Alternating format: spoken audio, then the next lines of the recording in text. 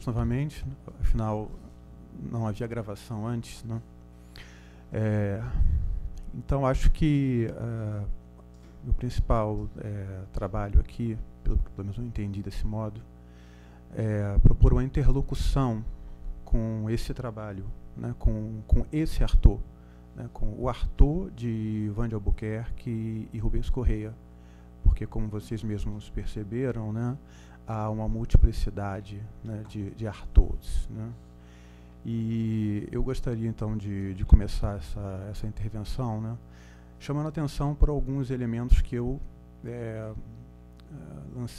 lancei a vocês nessa introdução, né? Acho que as ideias de teatro, texto, não necessariamente nessa ordem, ator, escritura. E também disse que minha preocupação aqui, como aliás eu acho que não seria a preocupação, aliás até poderia ter sido, mas ao longo do processo isso foi sendo matizado, a loucura, ou graus de loucura, o que é normalidade.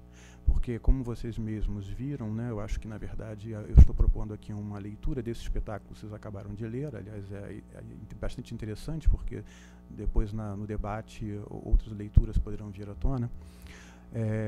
Há como espinha dorsal desse espetáculo, com certeza, me parece evidente isso, o suicidado da sociedade, né, que é um dos textos do Artaud sobre o Van Gogh. Então, como ponto de partida, eu acho que é fundamental falar sobre isso também, embora não seja eminentemente teatral, acho que essa minha fala aqui, ela deve abordar alguns, acho que dois momentos, né, ou dois percursos. Primeiro, o eminentemente teatral,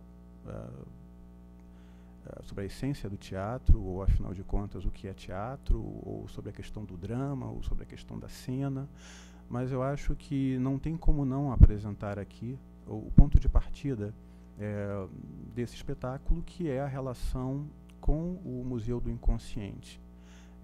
E exatamente a vinculação, né, ou a relação que o Rubens Correia, enquanto ator, participando de outros eventos ou outros espetáculos, desenvolve ao longo da década de 60, numa interlocução muito íntima com Nísio da Silveira e com os internos do engenho de dentro. Porque importantíssimo é atentar para o fato que, aliás, já como uma nota de pé de página, é importante também não esquecermos que essa montagem, esse trabalho, né, esse evento, data da década de 80, né, e que, aliás, é o mesmo período em que um outro sujeito notável, né, da cultura brasileira, o Leon Hirschman, se dedicou a registrar 3 artistas do Museu do Inconsciente, né, que é o Fernando Diniz, o Carlos Pertuz, se não me engano, e uma outra agora que... Adelina. Obrigado, Suzana. Então, na verdade, é curioso, aliás, que essa montagem tenha ocorrido quase que simultaneamente à realização do Imagens, né, considerando que isso era para ter acontecido muito antes. Daí o ponto de partida. A relação que o Rubens Correia estabelece com aquela plateia é determinante, e ele chega a dizer em um momento que, fazendo, né, o personagem de O Diário de um Louco, talvez tenha sido a experiência como ator dele, naquele momento, mais intensa. Então é como uma via de mão dupla, ator-plateia, ou, aliás, quem é o ator e quem é a plateia, porque, sobretudo, foi isso que o interessou nessa montagem ou nessa apresentação do Diário de um Louco para os internos do engenho de dentro.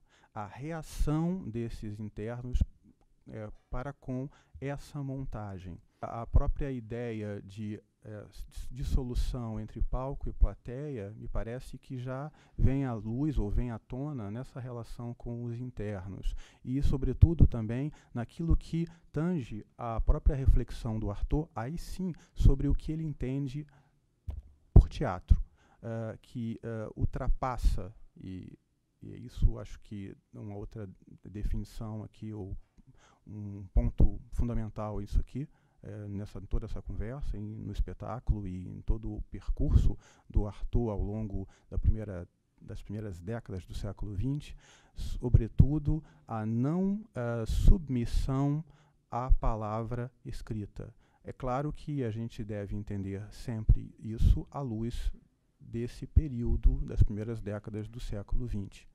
Artaud se coloca contra, é claro, um textocentrismo evidente que vem do século anterior.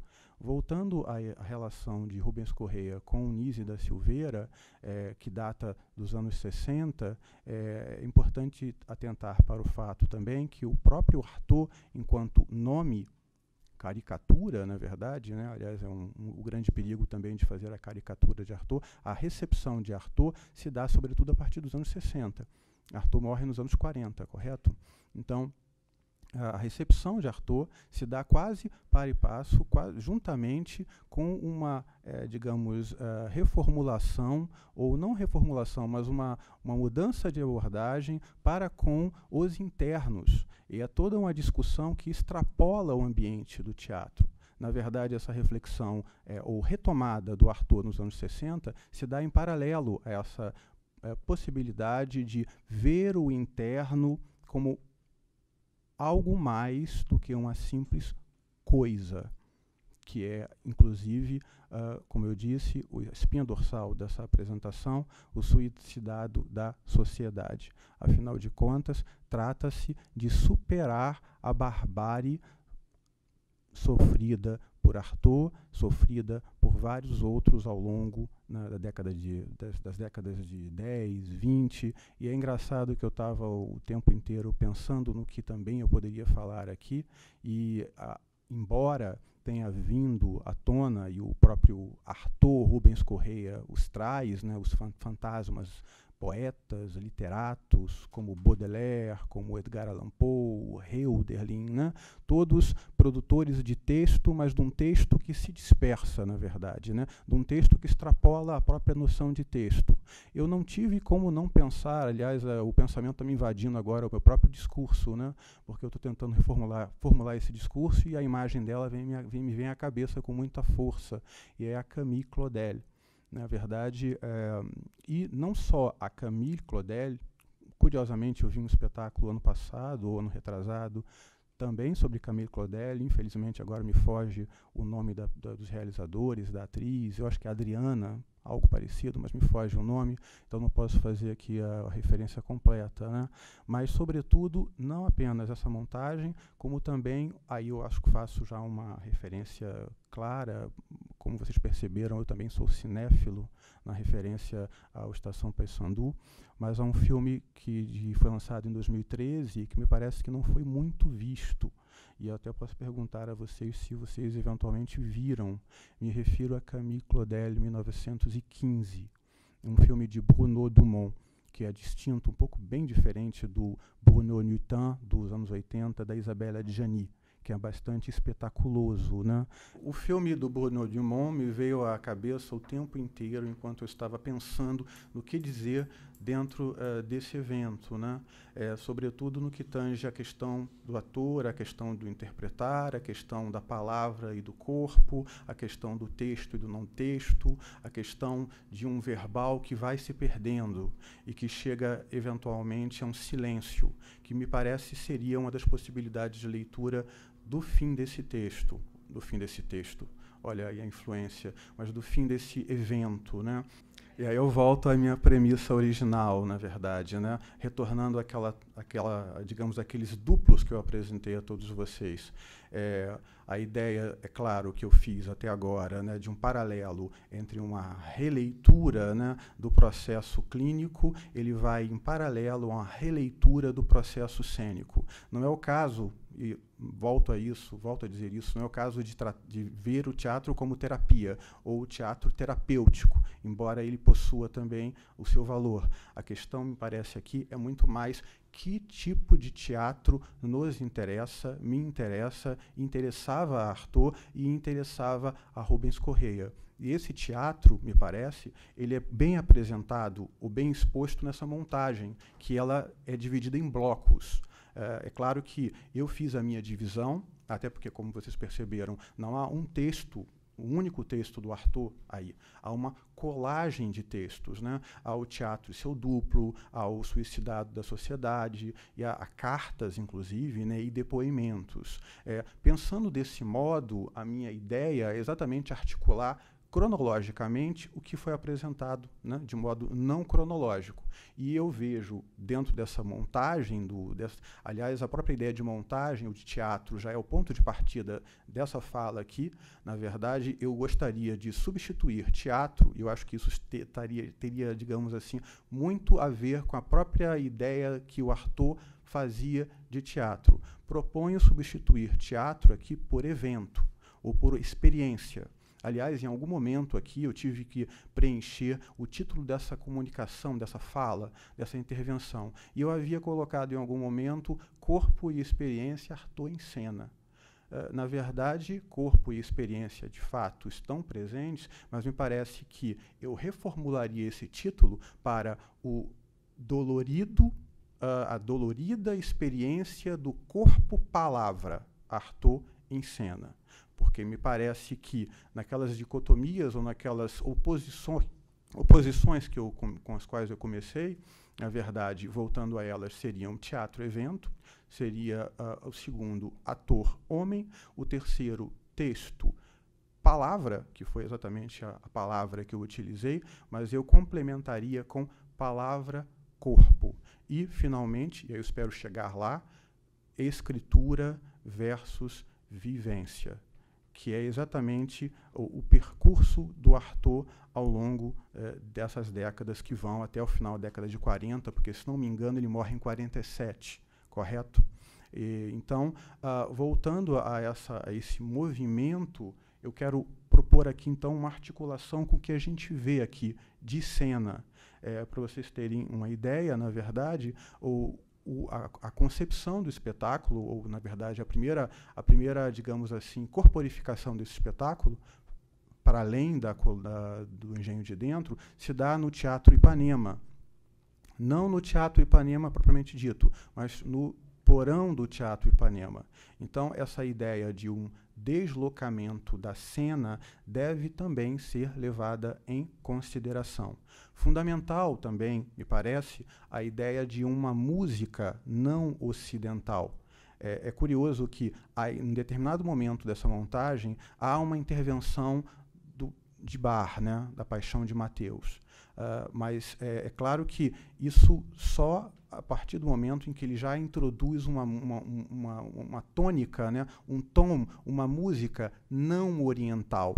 Na verdade, ele está, como ponto de partida, estabelecendo uma distinção muito clara entre o que é teatro, ou pelo menos o que é esse teatro-evento ritualístico, xamânico, e o que é o teatro enquanto instituição, que é o ponto de partida da reflexão desse Artaud, ou do pensamento, né, desse Artaud Rubens Correia, nesse trabalho. A gente vê isso, ou pelo menos eu gostaria de compartilhar isso com vocês, na verdade é uma proposta de leitura, a ideia de um teatro instituição.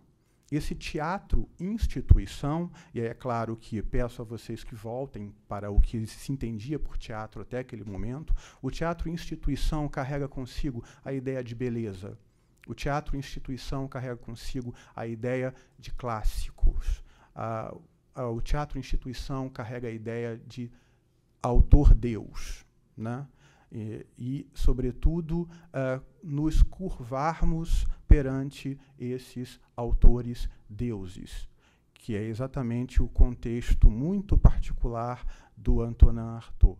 De que modo esse teatro-evento se contrapõe a esse teatro enquanto instituição.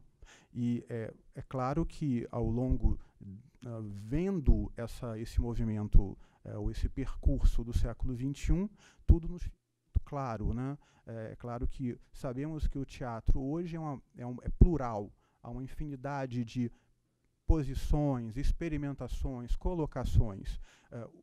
Vendo de um ponto de vista em perspectiva, é claro, Artaud se coloca contra o teatro burguês, ou contra aquilo que ele entende como aburguesamento ou emburguesamento do teatro. Opondo então teatro a evento, é claro que esse teatro do emburguesamento, né, do rito, está ancorado no texto, né, numa certa textualidade. Em momento algum, claro que você pode encontrar no teatro em seu duplo, em outros lugares, posições mais radicais do Arthur contra o texto ou contra a palavra. Mas é claro, e é importante que se diga, como eu já disse há alguns minutos atrás, uma espécie de texto, uma espécie de palavra. Não é necessariamente a abolição, e acho que isso ele não vai dizer em momento algum, a abolição completa do texto, mas sim a percepção de que o texto, percepção que para nós hoje é muito corriqueira, na verdade, né? O texto ele pode ser ou funcionar como um elemento dentre vários outros elementos. Porque, como a gente vê, e me parece que o espetáculo do Rubens Corrêa mostra isso muito bem, é claro que houve o problema do som. Em alguns momentos, eu acho que vocês não conseguiram ouvir todas as palavras. Mas eu, enquanto espectador desse vídeo, na mesma sala que vocês, fiquei me perguntando se, de fato, era necessário entender todas as palavras. É claro que aqui, e no espaço em que Rubens Corrêa atuou, na década de 80, década de 90, de fato as palavras eram perfeitamente audíveis e compreensíveis. Só faço uma analogia muito breve com outro espetáculo bastante conhecido, do grupo Amok, Cartas de Rodez, quando o Stefan... esqueci o nome do ator, meu Deus. Isso. Quando ele faz um outro Arthur, e há inúmeros momentos, várias passagens daquilo, onde é simplesmente sons inarticulados. E aí a gente volta lá para o início dessa fala, dessa relação do Rubens Corrêa com aqueles internos que simplesmente começam a quase que atuar do lado de lá, ou do lado de cá, na verdade, né? E é claro, então, que quando se percebe que o espetáculo teatral ou o evento teatral não depende exclusivamente do texto, a porta está aberta para outros estímulos. Não se está mais, e acho que o espetáculo de Ivan de Albuquerque e Rubens Corrêa coloca isso na ordem do dia. Isso é importante também voltar para os anos 80. Né? Nos anos 80, eles propõem, então, uma leitura, uma apresentação, uma vivência com Arthur, até porque Rubens Corrêa não interpreta Arthur, ele vive um certo Arthur. Numa palco, ou numa cena, ou num lugar cênico, despido praticamente, quase nu, né? E o processo de desenvolvimento dessa cena é muito interessante.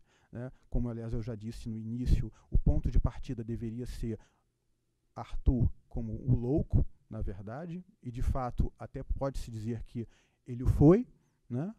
O momento em que que Antonin Artaud morre, que é uma passagem interessante. Vocês lembram bem aqui, né? Lá para o quarto módulo, para o finalzinho, né? Morre Antonin Artaud em 1939. E, de fato, isso ocorre. Né? De fato, isso ocorre. Mas é claro que isso não é aqui o determinante. Me parece que a loucura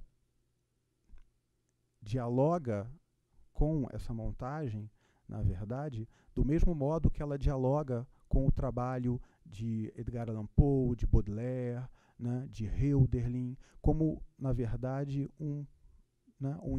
insights ou possibilidades de leitura e, na verdade, não uma formatação ou que, aliás, é também um ponto de partida muito interessante aqui, o julgamento ou o diagnóstico.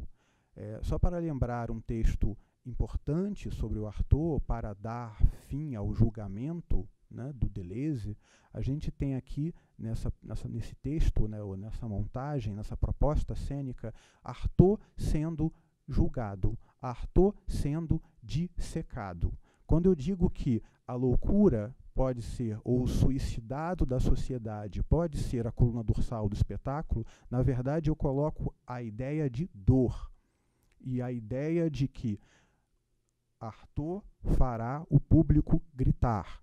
É claro que de fato isso não ocorre, mas a ideia de que teatro é risco, teatro é grito, teatro é uma atividade que deve ser perigosa, é um dos elementos, digamos assim, um dos caminhos apontados por esse trabalho, por esse espetáculo. E é claro que caminhos não percorridos, caminhos que apontam para uma dissolução mesma do texto, uma dissolução mesma da individualidade e talvez até mesmo do autor.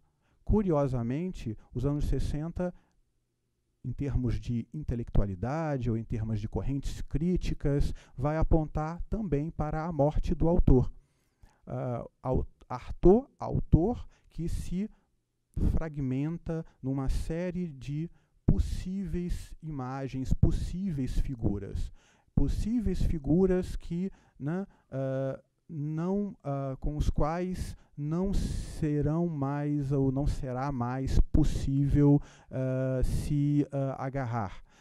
Nós estamos então aqui num caminho de teatro que se opõe ou que é suplantado por aquilo que é um evento e que é festivo e que é fulgurante e que é potente, e um texto que é suplantado por aquilo que é palavra soprada, mas que não se dissocia do corpo.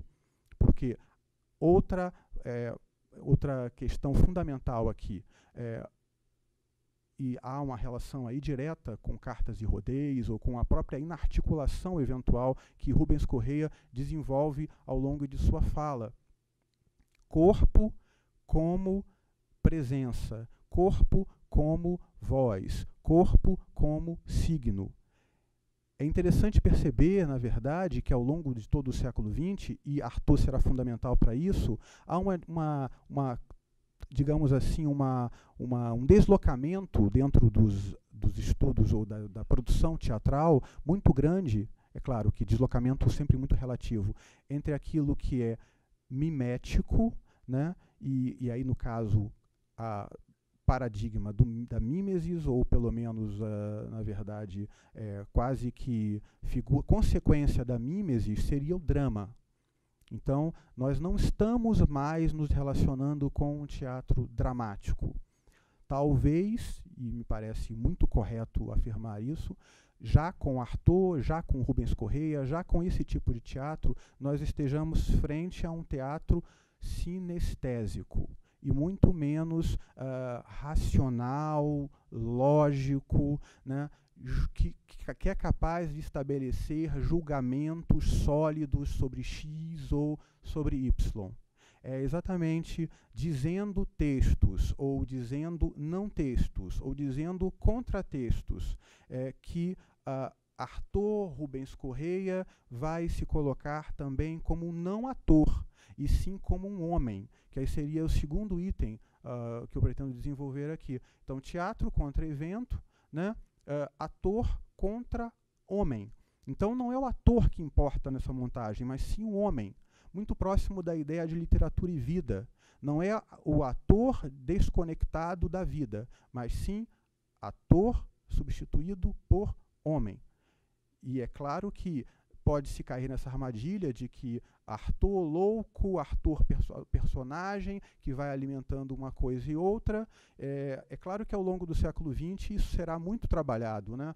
Surrealistas, né? E ismos para cá, ismos para lá, distinção entre literatura e vida, distinção indistinção entre teatro e vida. Né? Mas, no caso do Artaud, me parece pertinente, uma vez que há uma proposição de confusão, uma confusão entre Artaud, uma confusão entre seu trabalho e uma confusão entre sua vida. Então, nós estamos exatamente, a partir do momento em que o ator não é ator e sim homem, há um descolamento claro entre a autoridade do ator que diz um texto dito por um determinado autor. Então nós estaríamos aí talvez nesse terceiro módulo, nesse terceiro item. O quarto item, é claro, se a gente está falando de texto, está falando de autor, a gente fala também sobre escritura. Então, há aí, é claro, um apoderamento da vida e, sobretudo, um congelamento da vida por intermédio dos autores, dos escritores. É muito curioso, né, que, fazendo uma analogia muito díspare, muito absurda, mas talvez não tão absurda assim, uma vez que Artaud e o teatro ritualístico se coloca contra uma espécie de pensamento que foi o pensamento pelo qual nós optamos, na verdade, o pensamento que nos constituiu, e me refiro, é claro, ao pensamento socrático ocidental. Não é à toa que, dentro do próprio espetáculo, aliás, a música que começa o espetáculo, que dá o tom do espetáculo, é exatamente uma música não ocidental. Aliás, Artaud será aquele que busca a alteridade. Não é à toa que vai ao México, não é à toa que vai à Irlanda, mas não a Irlanda talvez de Joyce, vai à Irlanda dos celtas, né? Então nós estamos aqui perante alguém que se coloca ou se desloca de uma visão logocêntrica e eurocêntrica. Então, é claro que dentro dessa visão logocêntrica e eurocêntrica, eu faço referência agora rapidamente ao Platão, porque Platão, curiosamente, verá o texto como um descolamento do eu, né? Como um descolamento do eu e como uma possibilidade de corporificar aquilo que não é corporificado. No caso de Artaud, Artaud verá o texto, na verdade, como a possibilidade de digamos assim, como como dizer, a legitimação, como legitimação e como autoridade. De certo modo, há uma certa semelhança. Se a gente pensa que Artaud vai crer na palavra, e essa palavra que é soprada, palavra que deve contaminar, palavra que deve, inclusive, nos encantar. É curioso que quando ele chega em um momento da peça e diz que os doentes, ou seja, os médicos é que criaram os doentes. É óbvio que a presença do médico, a presença da dissecação, a presença do choque é fundamental ao longo desse percurso do Artaud, do mesmo modo que é ao longo do percurso de Camille Claudel. É importante, já salientando também no final, onde há o momo, onde há o outro, onde há a criança. É claro, o próprio Rubens Correia Artaud menciona quando ele fica tanto tempo exilado. Exilado que, aliás, é o exílio do demônio, né? É o exílio de Satã. Mas o exílio de Satã, se a gente pegar o termo grego de daimon, né, que é muito mais potente, é o exílio do demônio, é o exílio do daimon, né, que é, na verdade, aquele que se perde, aquele que perde o nome. E em 39, como eu mencionei, Artaud acredita firmemente que Antonin Artaud, de fato, morreu. Morreu e foi ocupado, na verdade, ou foi substituído por um outro. E isso, ao longo de alguns anos, ele retoma o próprio nome. Em algum momento ele retoma o próprio nome, acho que próximo de morrer, quando sai do hospício, e naquele teatro Levier Colombier, né, ele apresenta um espetáculo que talvez seja eu não vou dizer um espetáculo, porque eu acho que a própria noção de espetáculo, a própria noção de teatro, já estão sendo colocada em xeque aqui desde o início, mas ele apresenta, por que não dizer, uma performance ou um ato performático, na qual ele, perante uma plateia, deveria se colocar, ler seus textos, né, apresentar novas ideias. Curiosamente, muito preparado, o espetáculo, o evento se chamava Face a Face com Antonin Artaud, não mais Antonin Artaud simplesmente o poeta, o dramaturgo, o teórico, o ator, mas Antonin Artaud, o momo.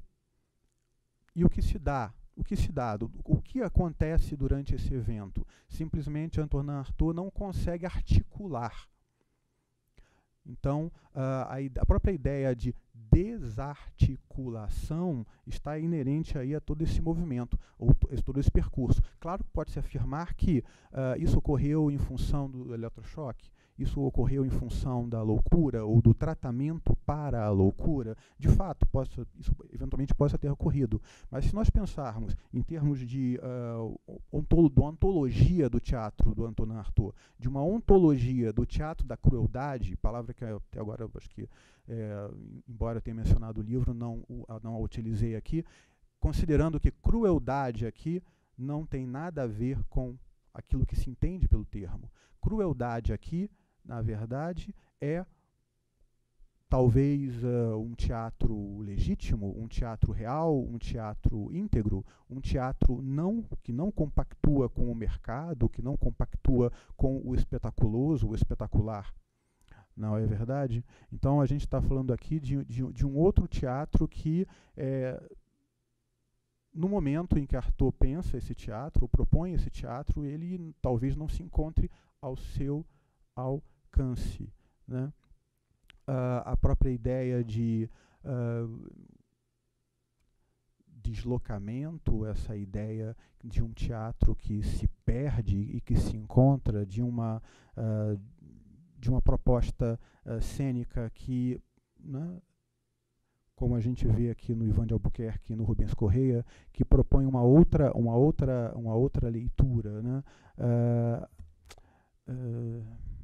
Perdi o meu fio de pensamento. Estava falando exatamente do quê? Teatro da crueldade, obrigado. Pois é. Essa coisa do microfone simplesmente, às vezes... Mas no teatro da crueldade, exatamente. Cruel, na verdade, não é num sentido muito simplório da palavra, né? Cruel é muito mais que um teatro, talvez um teatro com patos, talvez uma recuperação de um patos perdido, né? E a recuperação do patos perdido vai passar naturalmente por uma... e aí eu acho que a gente poderia inserir uma palavra que é dita ao longo do texto, mas que não deve ser encarada do mesmo modo que Satã, o demônio, né, a palavra espírito não deve ser encarada de um ponto de vista talvez cristão. Na verdade, a ideia de um espírito. E ele diz isso bem. Eu quero exibir o meu espírito, ou de uma potência inapreensível, né, ou que, na verdade, ultrapassa todos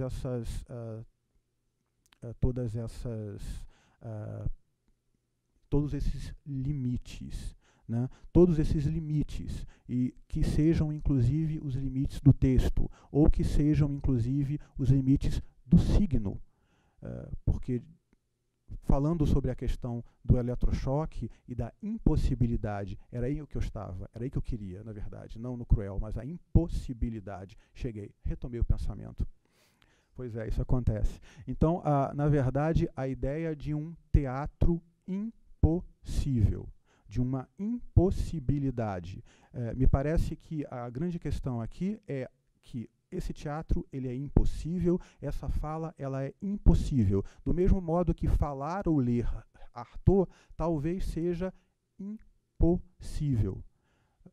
Trata-se aqui, é claro, da primeira grande questão aí dos estudos artísticos, né, o dentro da estética, a ideia de uma mimesis. E eu acho que essa ideia de uma mimesis ela é respondida por uma vivência e por uma extrapolação daquilo que é representável. É claro que se a gente considera que o teatro dramático terá como ponto de partida, né, um movimento ou um espírito ou uma compreensão do mundo logocêntrica, essa inarticulação ou esse silêncio, ou esse vazio, essa ausência representacional, como ela se dará? De que modo ela se desenvolverá? Né? Através da loucura, através do choque, através da impossibilidade. E é claro que, pensando numa ideia de impossibilidade, é claro que a gente sabe que tudo é representável. A gente está mais do que careca de saber que hoje tudo é representável. No entanto, a gente sabe que ao longo do século XX, inúmeros artistas, inúmeros pensadores, homens de teatro inclusive, o tempo inteiro se depararam com aquilo que talvez não seja impossível de representar, mas como representar. E me parece que Artaud coloca isso em questão com muita potência, com muita força. do mesmo modo que reatualiza ou recria ou revive Van Gogh. Artaud é Van Gogh, Artaud é Poe, Artaud é Hölderlin. Todos eles que, talvez seguindo uma herança que, na verdade, com a qual propomos aqui sempre uma interlocução, passa quase sempre por uma ideia de limite, por uma ideia de quase impossível transpor, quase que de impossível navegação. Sobre a ideia do louco, ou daquele que perde o seu discurso, perde o controle sobre o seu discurso. Eu disse aqui no início, mais à frente, né, na introdução, depois retomei, que há quase que uma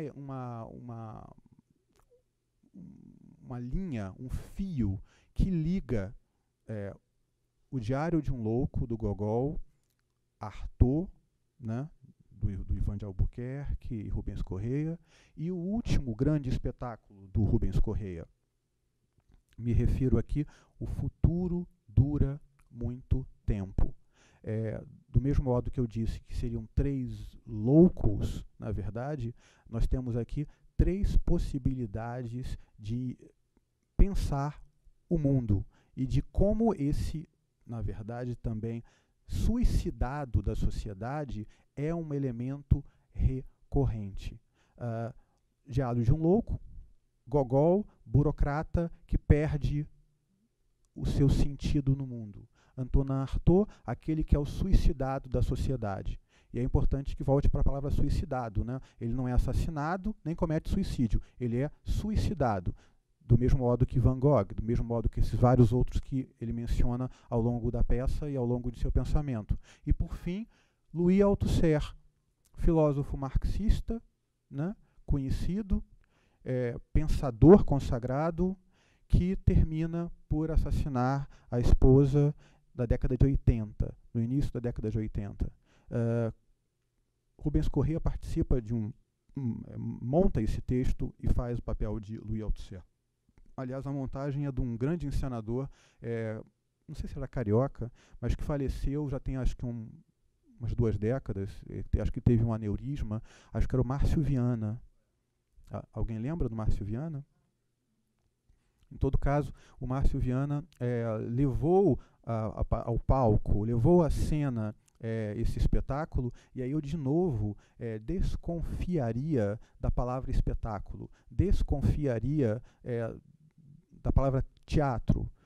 O que pode parecer aqui talvez uma questão conceitual, mas me parece que o tempo inteiro Artaud também coloca questões conceituais, que ele não escute, na verdade, né? Mas tudo se trata também de conceito ou de imagem, né? E a ideia de na verdade, abandono desse pensamento logocêntrico, ou de redimensionar esses conceitos, me parece foi, desde o princípio, a sua grande missão. Afinal de contas, que tipo de evento, que tipo de compartilhamento ou que tipo de relação com o outro eu desejo desenvolver? E aí, então, sobretudo, a ideia de discurso ou discussão com aquele que é estranho, com aquele que é outro. A relação de Antonin Artaud com a alteridade, com o México, com os celtas, com aqueles que, ou com, talvez, um pensamento não ocidental. E é claro que ao longo do século XX isso será enormemente pensado, enormemente desenvolvido, uma ideia de corpo, a relação, até em outros pensadores mais duros, como por exemplo um Brecht, né, a relação com o Oriente, ou com aquilo que não é perfeitamente apresentável ou compreensível, né, que extrapola ou que escapa ou que foge às dimensões do lógico, aos limites do lógico. Volta e meia isso será retomado e repensado. Falei de Camille Claudel aqui, né? O paradigma é Rodin. O paradigma é Rodin. Camille Claudel é o que escapa ao paradigma, o que foge ao paradigma, o que é colocado para baixo do tapete. né? Do mesmo modo que Artaud, claro, o foi, pelo menos em seu momento, mas ironicamente vai desencadear todo um pensamento sobre teatro que talvez tivesse sido impensável sem essa figura, sem essa representação tão potente do homem, então de um homem ou de um ator homem, né, que é capaz de escrever, mas que é capaz também de se colocar, é capaz também de dizer sem as palavras, de dizer com o gesto. Acho que aí é outra contribuição fundamental. É claro que vocês poderiam pensar que há também uma preocupação sobre o gesto em Brecht, sem dúvida que há também, mas enquanto em Brecht sempre há uma preocupação para um objetivo específico, a Artaud simplesmente há eu vou usar uma palavra aqui que eu não sei se é a mais adequada, mas talvez caos. Mas caos pode ser sempre mal interpretado, na verdade, né? Me parece que é uma outra possibilidade de compreender ou de entender. Talvez me venha à cabeça agora uma frase do Marcelo Drummond, aquele ator fetiche lá do José Celso, né, do José Celso, num filme impressionante que vale a pena ser visto também, tentem encontrar, A Canção de Baal, da Helena Inês, quando ele olha para a câmera e diz... não é preciso entender, né? Ou, na verdade, você não está, olhando para a câmera, entendendo nada. Me parece que um pouco Artaud é um pouco uma defesa de eu não estou entendendo nada. Ou, justamente por não estar entendendo nada naquela lógica, eu sou capaz de entender muito mais.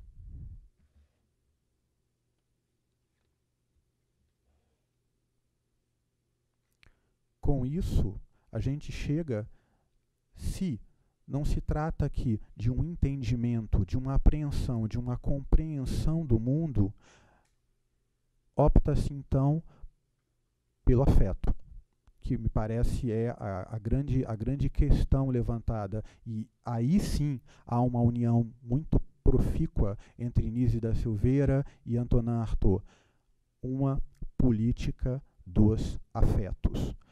De que modo eu me relaciono com o paciente, de que modo eu me relaciono com a plateia, de que modo eu me relaciono com o meu próximo. E essa relação com o meu próximo se pauta pela afetividade.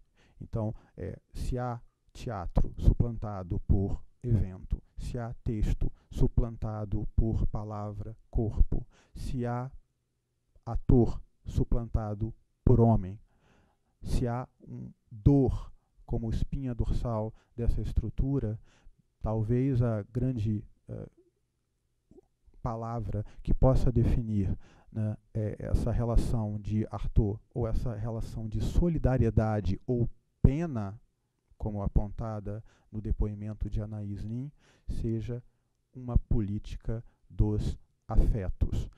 Ou, na verdade, para além da política dos afetos, me vem à cabeça também algo que apresenta há um paralelo aí, né? Seria as afinidades, aquilo que a gente entende por afinidades eletivas. Embora as afinidades eletivas, em termos lá do pensador do século XVIII, Goethe, né, seja muito mais num campo biológico, né, e esse campo biológico naturalista, estudioso das coisas e da natureza, seja muito frio, né, seja muito mais distanciado do que a política dos afetos de uma Nise da Silveira, e aí sim, dessa interlocução entre Nise da Silveira e Antonin Artaud. Como me colocar? E como me colocar tanto quanto homem de teatro ou pessoa que faz teatro, quanto ser humano. E aí eu acho que Antonin Artaud, Rubens Correia, e esse espetáculo particularmente toca num elemento fundamental, que é exatamente a mecanização, a instrumentalização, seja do teatro, seja do homem, sobretudo em sua crítica à medicina, à dissecação, né, à análise fria e, me parece, desprovida de sensibilidade ou desprovida de afetividade, muito mais até do que de competência, de compreensão, de razão. Afinal, o problema do século XX não é falta de razão, mas sim desvirtuamento da razão. E, nesse sentido, Antonin Artaud não é necessariamente um irracionalista. Eu acho que isso não é um irracionalista, mas sim alguém que opta por uma outra forma de entender o mundo, que é a outra forma com a qual a gente precisa, e acho que me parece que o teatro pode funcionar como propositor, né, de uma outra relação, não apenas, né, no meio, na cena entre os atores, mas dos atores com o mundo. E eu acho que Antonin Artaud propõe isso, e esse espetáculo particularmente propõe isso. Daí talvez a sua vitalidade, daí talvez a sua potência, se é que há alguma potência, e eu acho que talvez vocês possam me dizer se há alguma potência ainda nesse espetáculo ao longo de 20... quantos anos que ele foi feito? Não sei. Quase 30 anos. Quase 30 anos. E por quê? E onde está essa potência? Na verdade, me parece que a pergunta, para além de todos esses pontos que eu tentei levantar aqui, a questão é saber onde está essa potência. É no caráter dionisíaco da coisa? É no caráter ritualístico da coisa? É no caráter minimalista da coisa? É na presença de um ator notável como Rubens Correia em cena? Ou é fruto de um trabalho de comunhão entre ator, diretor, texto, não texto, gesto, não gesto, iluminação, figurinos, e etc, e etc, e etc. Acho que isso seria mais ou menos o que eu queria falar sobre essa montagem. Eu coloquei aqui várias outras observações também, mas eu não consigo enxergar. Então, eu coloquei aqui alguns elementos aqui que eu queria salientar, mas acho que eu falei basicamente tudo.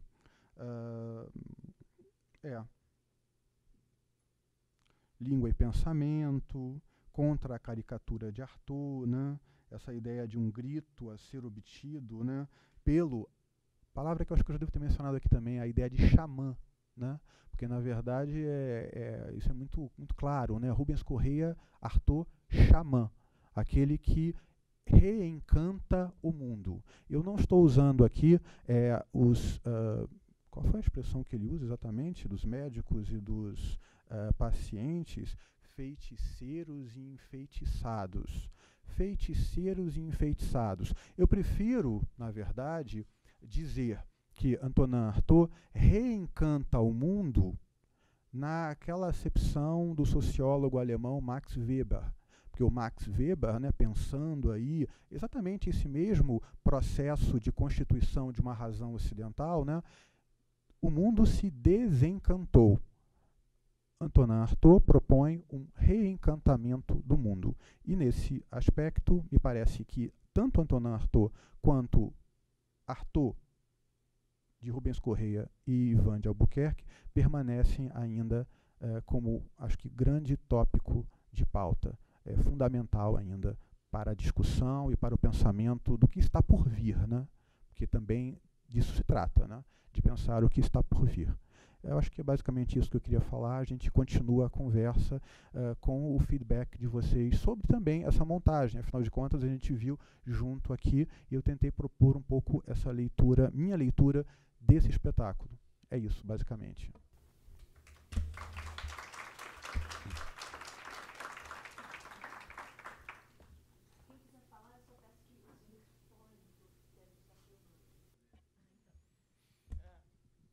Boa noite. Com relação à razão, né, você falou agora do século XXI que o problema era numa deturpação da razão, né? eu fiquei me perguntando que razão é essa, porque eu discordo muito que existe uma razão para alguma coisa, né? E uma outra pergunta, acho que pelo assim, para mim é sensação, né? A gente ficar aqui elucubrando aqui é muito legal, mas a sensação é muito de comunicação, é uma palavra que você acho que você optou em não usar ou não sei o que que é, enfim. Primeiro, Foi muito final, confuso, a comunicação foi sobre o quê? Não, é a palavra comunicação, né? Eu acho que esse ator, né, o Rubens Correia comunicou muito, né? Tinha um lance da comunicação muito forte. E a palavra comunicação você não usou em nenhum momento. Queria saber se foi opcional ou só não usou. São várias terminologias, é só uma terminologia, é só uma curiosidade isso. Eu não sei se comunicação me lembra informação e talvez eu tenha certa desconfiança da informação e da comunicação, né? Foi mais opcional, né? Não sei, considerando que nós vivemos em tempos da informação e da comunicação, todo mundo é sempre muito bem comunicado, né, ou informado sobre as coisas. Mais informado, talvez. Talvez, comunicado, informado, né? Mas não sei, não pensei a respeito. Mas minha dúvida maior mesmo é com relação à razão. Realmente fiquei bastante intrigado quando você falou isso. Não, dessa razão eu me refiro à razão pela qual se optou, né? Há uma opção pela razão. É claro que a gente pensa Antonin Artaud dentro de uma visão contra a Europa, né? Ele sai da Europa, ou seja, tem um background europeu, né? Do mesmo modo que nós, em certa medida, embora como sendo latino-americanos, né? Ou brasileiros, a gente o peso não é tão grande, né, quanto um alemão, por exemplo, um inglês, né? Mas há uma opção por uma razão, sim. E nesse aspecto eu acho que um autor como Adorno, Theodor Adorno, quando define que há uma razão instrumentalizada, me parece correto. É exatamente uma opção por uma razão que preenche determinadas demandas sociais, culturais, econômicas, e essa razão instrumentalizada ela está a serviço eminentemente de um sistema capitalista, né, de um esclarecimento, né, que está sempre a serviço do mercado. Seria mais ou menos aquilo como ser razoável, né? Ou talvez um homem de bem, um homem razoável, né? Um homem bem-sucedido, né? De certo modo, dentro de um sistema que é muito avesso aos suicidados, né? Ou avesso aos que estão à margem. É engraçado que eu estava pensando também aqui. Vários nomes me vieram à cabeça também, né, enquanto ele falava lá, Poe, Baudelaire, Hölderlin, poderia ter falado vários outros, né, mas me veio à cabeça Camille Claudel, me veio à cabeça Arthur, bispo do Rosário, me veio à cabeça um sujeito lá de Goiás, interessantíssimo, do Moacir, né, que deu origem a um filme do Walter Carvalho, Moacir, Arte Bruta. Então, figuras que estão fora dessa razão institucionalizada. Eu não sei se você entendeu mais ou menos a minha ideia de razão aqui. É uma razão determinada, né, uma específica. É claro, é uma razão dentre várias outras possibilidades de razão, como há inúmeras possibilidades de Artaud. Mas é uma, talvez seja melhor colocar, uma faceta da razão. Não sei se respondi a sua pergunta. Não, mas acho que essa razão que coloca essas pessoas no lugar da loucura, né? Esse tipo de reflexão. Acho que o que limita a sociedade seria essa busca dessa razão que realmente existe, mas dentro desses padrões, na minha cabeça, pessoalmente, limitadores. Que talvez o teatro seja o lugar para se desconectar dessas razões, né? Ou dessa razão. O teatro pode funcionar como um lugar de, não sei se para se desconectar ou se apartar dessa razão, mas pelo menos para pensar aí a perda do controle, a perda do controle. A gente o tempo inteiro está querendo colocar controle ou se controlando. Na verdade, o discurso, né, é basicamente isso, né? Você coloca A, B, C, D né? E se você não coloca A, B, C, D, ninguém entende nada, né? Eu acho que o Artaud e todo esse teatro ritualístico, mas também não necessariamente ritualístico, acho que é um teatro que se... Oi? Visceral, acho que é uma boa palavra, né? Algum teatro visceral, né? Em que medida isso pode também acontecer, né? Em que medida é possível ser visceral, ele coloque, ou pelo menos coloque em suspenso, né? Esse real. Você falou em visceral agora, me lembrei de um performer, né? Que está hoje bem idoso, né? Que é o Hermann Nietzsche, um daqueles austríacos muito loucos, né? Que propunham experiências viscerais ao longo dos anos 60, muito em sintonia ou em diálogo com Antonin Artaud, né? Dentro do caminho da performance, né? É quase que inevitável a gente pensar que Antonin Artaud também antecipa muita discussão sobre a performance, né? Sobre o corpo performático. Aliás, falar sobre Antonin Artaud já é talvez seja um contrassenso, né? Talvez uma leitura de Antonin Artaud talvez seja um contrassenso. Não dá para negar a potência do Rubens e do espetáculo. Eu não vi, mas pelo vídeo é impactante. Mas, ao mesmo tempo, eu me perguntei assim, se hoje isso faria sentido a gente tocar em Artaud num palco e plateia, sabe? Numa relação como era teatro, ele no palco, a gente na plateia. Essa relação teatral, por mais que ele não assumisse um personagem, Artaud tem um personagem ali, sim, tem um texto escrito, tem um gesto repetido todas as noites, tem um teatro ali. Eu não sei se hoje isso não soaria estranho pra gente, sabe? Eu fiquei me perguntando em alguns momentos vendo. Não, eu compartilho da sua dúvida. Na verdade, eu posso transferir essa dúvida para uma outra dúvida muito particular também, mas acho que tem a ver com isso, que é aquele muito artodiano também, né? Muito em cima do teatro da crueldade. Vocês todos conhecem, devem ter ouvido falar naquele texto famoso do Petar Weiss chamado Mahasádhya, né? Eu, por favor, não vou conseguir reproduzir o título inteiro aqui, mas eu cheguei a ver o espetáculo Mahasádhya, né? Reeditado, né? Revisto, relido, não pelo Armazém, mas acho que tinham pessoas do Armazém, Patrícia Celon que fazia. Isso foi acho que foi na Fundição Progresso, né? E eu tive um pouco essa percepção também, né? Eu acho que... E a percepção curiosa, né? Porque eu já havia entrado em contato com o texto do Mahasádhya pelo cinema também, né?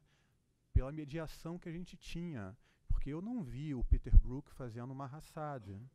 Então, o meu contato com o Mahasádhya foi via Peter Brook, mas não foi via Peter Brook, foi via aquele que... Eu acho que foi o próprio Peter Brook, mas, ou seja, foi filmado por ele, mas mediado, né? Então, do mesmo modo que a gente teve relação agora com o contato com o Rubens Correia, né? Mediado pela câmera, uma câmera amadorística e tudo, eu tive o mesmo contato mediado pelo Mahasádhya, mas eu acho que o poder e a potência teatral, ou seja, lá como definir, eu senti muito mais na versão do Peter Brook do que na montagem nessa remontagem do Petar Weiss na década de 90. E aí eu jogo a pergunta para você, ou talvez uma possível resposta. Talvez o Mahasádhya tivesse funcionado para os anos 60 e talvez o Mahasádhya não funcione mais para hoje. Talvez é claro que talvez haja uma grande generosidade também por nossa parte de apreciar integralmente o espetáculo do Artaud, do Rubens Correia. Mas acho que nesse aspecto não. Eu acho que o espetáculo ele funciona muito ainda, mas eu me pergunto se um outro ator hoje, embora um outro ator tenha agora, me esqueci o nome dele também, montado o Artaud, parece que inclusive essa mesma colagem de textos, esqueci o nome dele, Marcos, mas foi recentemente. E, curiosamente, em São Paulo, para esses meses, vai se estrear um outro espetáculo que faz menção a Artaud e a Rubens Correia. O Zé Celso acabou de remontar para acabar com o juízo de Deus. Marcos Fayad, obrigado.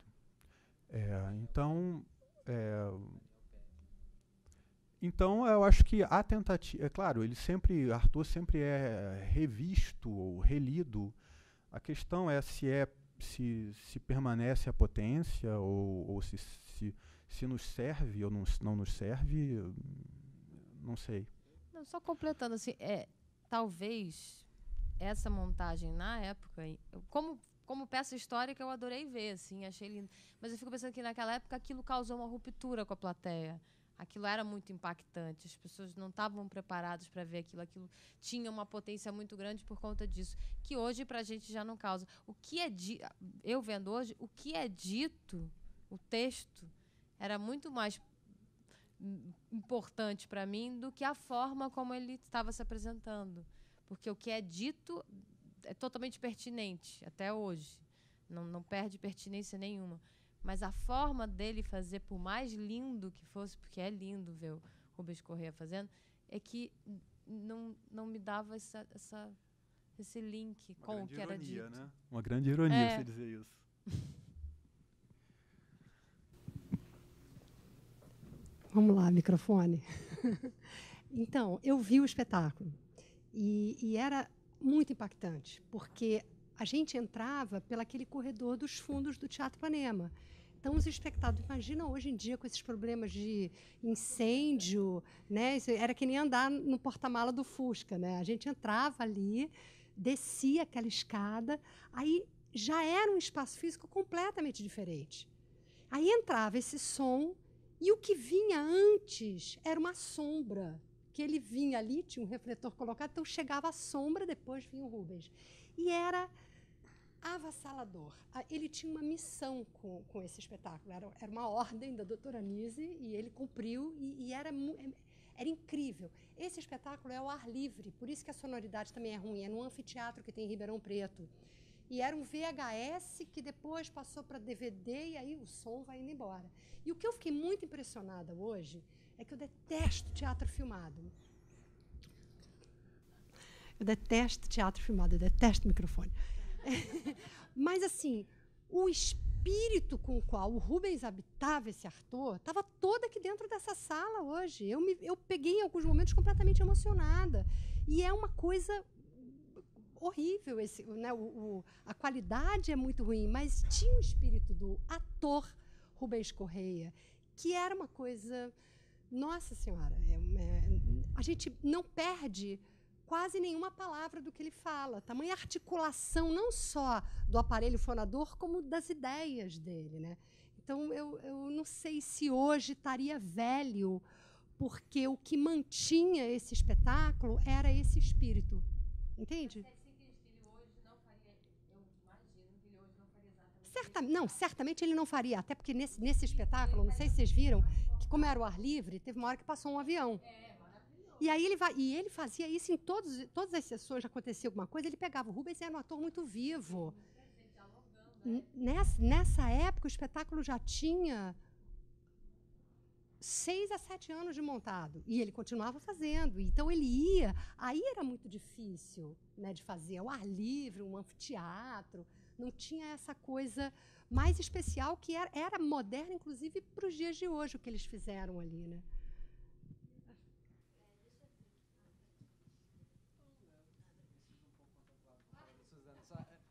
Porque eu acho também a dúvida, eu fico achando também que é muito a potência do carisma dele, assim, né? Se faria sentido como discussão estética em relação ao trabalho de ator ou da encenação, me questiono, né? Porque eu acho que esse impacto, talvez a gente já tenha passado por esse impacto de descer por um porão, ver uma sombra mais vezes do que em 86. Mas é impressionante, assim, você, né, nessa qualidade de vídeo, ainda ter alguma coisa pulsante ali e você ficar 1h e, sei lá, meia, calado, vendo aquele cara falar aquilo, às vezes sem entender direito o que é. Né? Eu acho que tem um viés de carisma muito grande ali, que ele trabalha naquele lugar e ao mesmo tempo, né, ele é um cara... da articulação, do exagero, não sei o quê. E você vê que ele está super contido ali, mas ainda tem uma, uma escola daquele lugar do Rubens Correia. Então, eu acho que o que mais me impressiona é isso. E eu acho que o fato de ser uma filmagem amadora, ela favorece isso, porque não tem um corte de câmeras, não tem um trabalho de cinema em cima da coisa. O cara só tenta seguir aquele cara falando, né? E eu acho que é curioso o quanto, né, isso colabora um pouco assim, para a gente ter essa sensação. Perde outras coisas, perde a palavra, perde frases inteiras, às vezes, tal, mas tem esse espírito do cara ali impressionante, né? Só uma contraposição aí a Tracy. É só também a gente, sobre o próprio Arthur, né? Dá uma olhada no YouTube, você encontra alguns vídeos do próprio Arthur, né? Falando, né? Em que medida aquela fala ela soa clara ou soa obscura, né? Eu acho que é engraçado você ter falado que o texto é interessante. Sim, o texto do Arthur é interessantíssimo, né? Apesar da escritura do Arthur ser excessiva, né? Me parece que não cabe um pouco na escrita. E eu acho que é um pouco isso também no caso do Rubens Correia. O Arthur, ele cresce tanto, o Arthur do Rubens Correia cresce tanto, que aí entra um pouco naquela ordem que a gente, vez ou outra, termina caindo, né? Afinal de contas, se trata também de enigma, né? Algum enigma, né? Aquela realização, aquilo que torna alguma coisa né? Assim, importantíssima e uma experiência quase que raramente alcançável, né?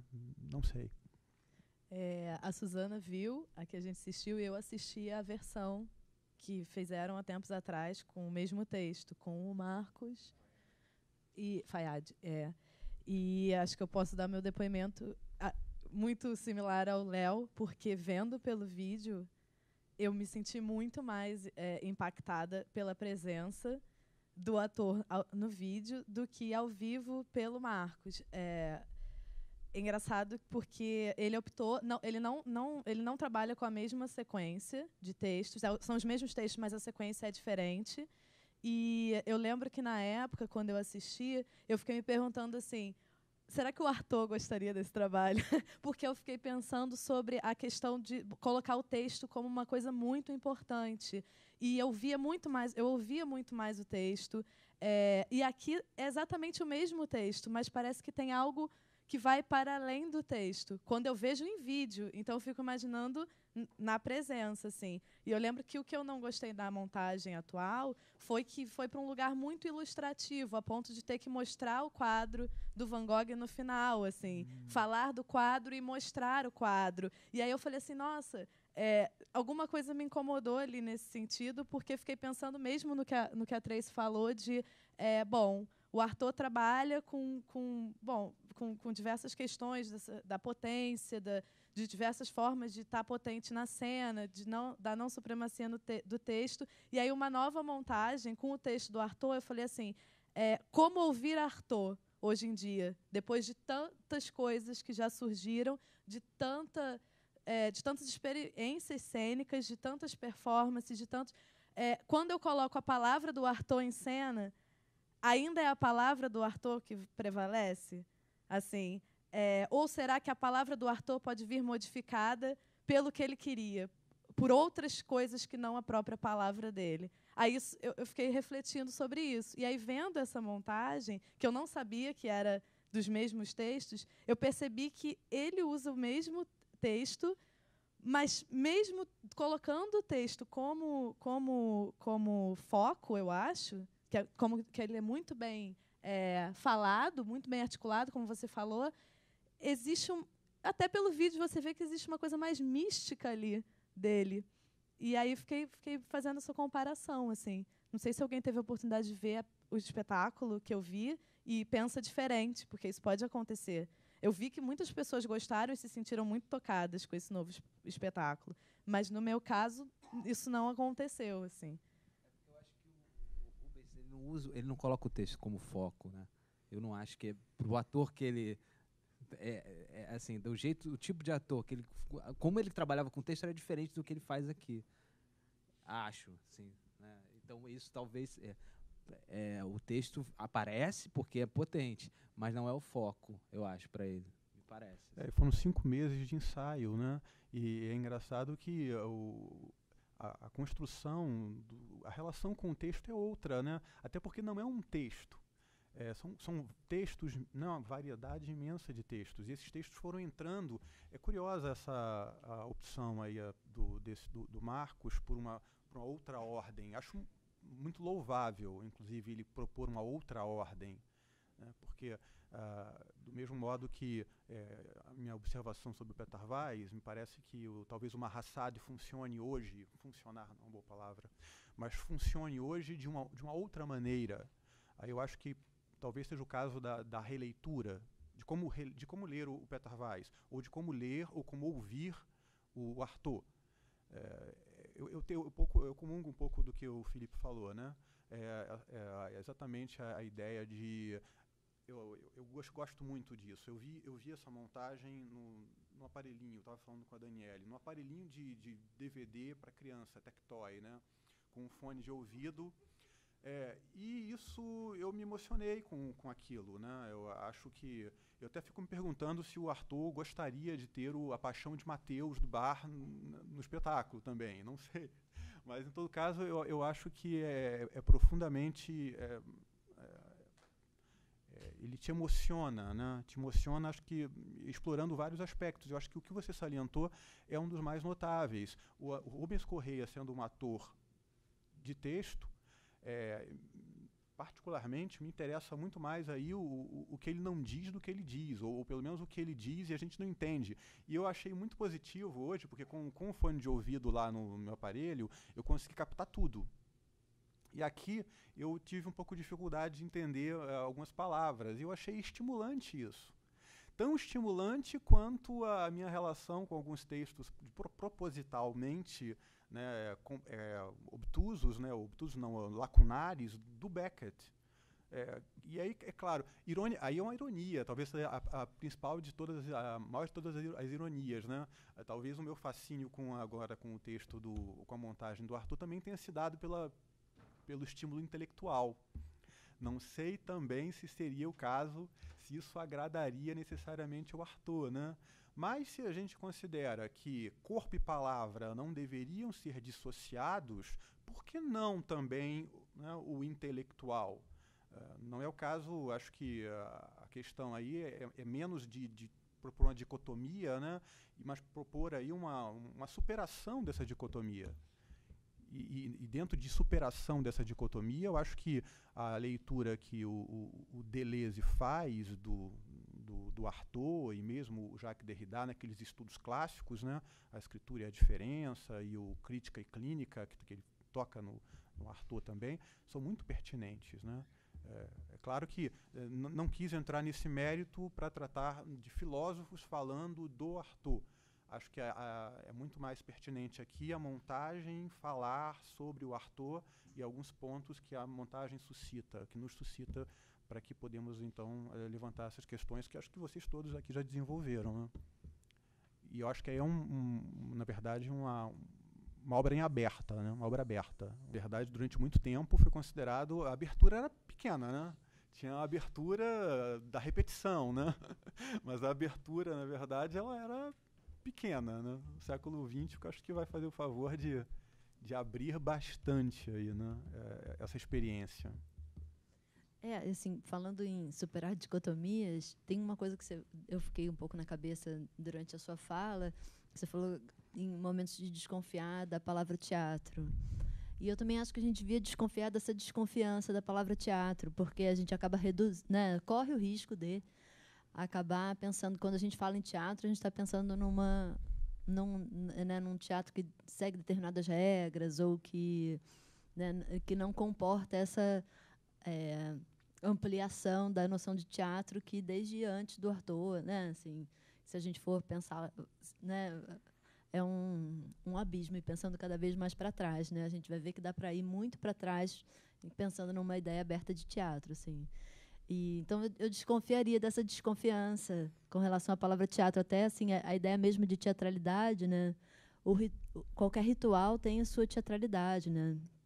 o ritual é muito teatral, na verdade. Então, né, se a gente for pensar em teatro e teatralidade sem essas ideias, né, de um cânone, de uma redução nesse sentido, eu acho que é legal também. E é isso que você falou das ideias, né? Porque as ideias do Artaud também estão em palavras, né? Não é tão mal assim a coisa do texto, na verdade. Né? Não é a abolição do texto. Né? Pois é, assim, porque tem texto e texto, né? Ele não, quando a gente, né, escuta o texto do Artaud, não é como se a gente estivesse falando de texto daquela ideia textocêntrica, ele está falando de ideias, é outra coisa, né? Então, eu acho que essa coisa do teatro e essa coisa do texto, como será que a gente está falando disso, né, hoje, assim? Não, é engraçado você tocar nesse assunto, porque eu acho que, embora eu não tenha visto muita coisa nos anos 90, porque eu comecei a ver teatro muito depois de... Ironicamente, eu comecei a ver teatro depois do vídeo, porque eu comecei a ver teatro depois que eu vi óperas em vídeo, que eu gosto de ópera, e aí comecei a assistir óperas e montagens de diretores interessantes de teatro. Aí eu comecei a me interessar por teatro. Então, na década de 90, eu não vi tantos espetáculos, mas me parece que há uma tendência nos anos 90, né, com Márcio Viana, com a própria... esqueci o nome dela agora, meu Deus...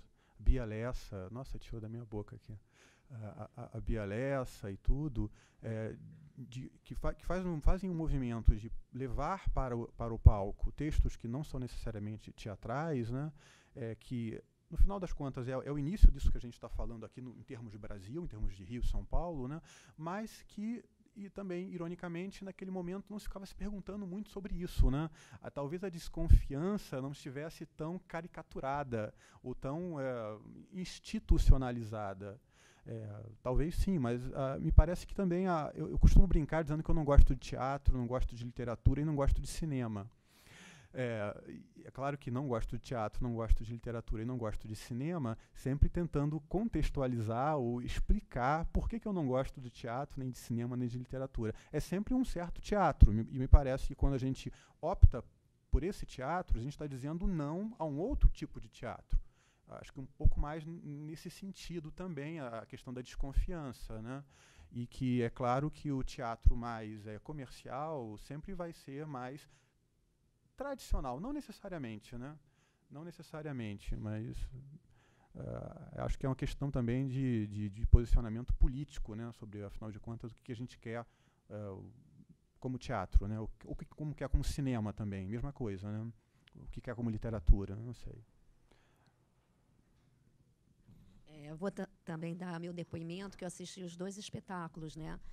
O espetáculo do Rubens era muito impactante, até porque o espaço físico era pequenininho. A gente ficava numa proximidade dele, assim, impressionante. E ele olhava nos nossos olhos. E a gente ficava numa arquibancada, tá entendendo? Super desconfortável. Mesmo assim, a gente ficava super atento ao que ele falava. E, assim como ela falou a questão do avião, eu assisti um espetáculo que entrou um baratão em cena. E aquela agonia, né? Aquele baratão. Ele usou aquela barata dentro da cena e chegou a matá-la, tá? E tempos, quer dizer, um ator atento, vivo, né? Que olhava nos nossos olhos, né? E há tempos depois, ele comentou até numa entrevista sobre isso. Tem um espetáculo que acontece isso, uma vez apareceu uma barata. E quer dizer... virava espetáculos únicos, porque ele fazia isso, que o espetáculo ficasse único. Aproveitar. Não, eu queria só acrescentar umas informações. Uma é que, um ano antes do Artaud, o Rubens Corrêa fez um espetáculo chamado 4 vezes Beckett, com direção do Gerald Thomas. E que, na década de 60, o Rubens fez o Mahasad no Brasil, com a direção do Ademar Guerra.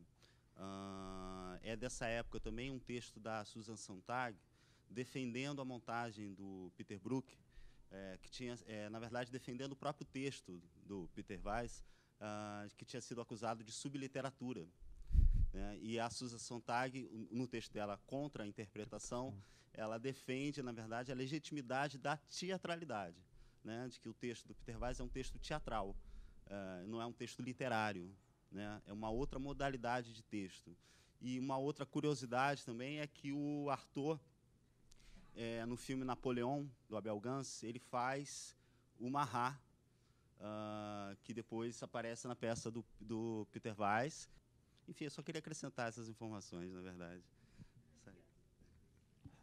E só para acrescentar também, você falou do Mahasad, né, do Peter Brook, eu vi em vídeo. Eu vi numa mostra de teatro filmado no Glaucio Gil, essa montagem do Peter Brook e outras, e foi justamente isso que me fez querer fazer essa mostra aqui. Né? Desde que eu vi, eu penso, nossa, nunca mais vi. É claro, teve outras, teve uma mostra de filmes do Antunes no Tempo Festival, teve uma mostra de filmes do Romeu Castellucci no Rio Cena Contemporânea, mas a gente faz isso muito pouco, né? E, na verdade, eu acho que dá muito pano para manga. Então, antes do Léo finalizar e de mais gente ir embora, eu queria convidar vocês para voltar na semana que vem. A gente vai ter, às 15h, uma palestra do Luiz Fernando Ramos, que vem de São Paulo para o Rio só para dar essa palestra. É uma palestra sobre teatro filmado, sobre essa relação do teatro com o seu registro. E depois, às 6h, a gente vai passar o Macunaíma, do Antunes, e vai ter a palestra do Daniel Schenker. Depois, a gente tem ainda outras 3 ocasiões, então, por favor, venham. Léo, você pode concluir? Não, eu só queria... É curioso você trazer o Peter Weiss, né, e lembrar a Susan Sontag, que, aliás, o livro é ótimo, né? O conta a interpretação é dos anos 60, mas ainda hoje é tão interessante. E ela defender a teatralidade do texto do Peter Weiss, né? Mas eu fico me perguntando ainda nessa clave, né, da reatualização do Peter Weiss ou não, né? Eu relendo o texto e depois vendo essa montagem eu não sei se foi do Armazém, mas pessoas do Armazém estiveram envolvidas, eu fiquei me perguntando até que ponto o texto ali funcionava quase que como de certo modo, uma homenagem às montagens dos anos 60. Não apenas a montagem do Peter Brook, mas todas as montagens dos anos 60, porque houve o Peter Mahasad, nos anos 60, pululou em várias partes do mundo, né? Então, considerando isso, eu fiquei me perguntando se o mérito da montagem não era mais no sentido de reatualizar aquilo que foi feito nos anos 60, embora fosse na Fundição Progresso também, mas isso era a proposta original do texto. E até que ponto o encenador também não estava, ou aquelas pessoas não estavam escravas daquele texto que funcionou muito bem nos anos 60 e que me parece que eu não sei se funciona tão bem agora. Mas eu acho que isso é uma questão que pode ficar mais para frente também. E acho que, mais uma vez, esse evento, eu acho que ele é fundamental para a memória do teatro. E quando a gente fala que parece que está falando do teatro carioca, teatro paulista, talvez seja, né? Talvez a ideia, o propósito possa ser até ampliar isso, né, para um teatro brasileiro, né? Quem sabe, né? E eu acho que só isso que também, eu acho que é um privilégio estar aqui vendo isso e podendo conversar e ouvir os depoimentos de todo esse pessoal, que acho que essa troca ela é sempre muito estimulante, né? Acho que é basicamente isso. Então, palmas para vocês.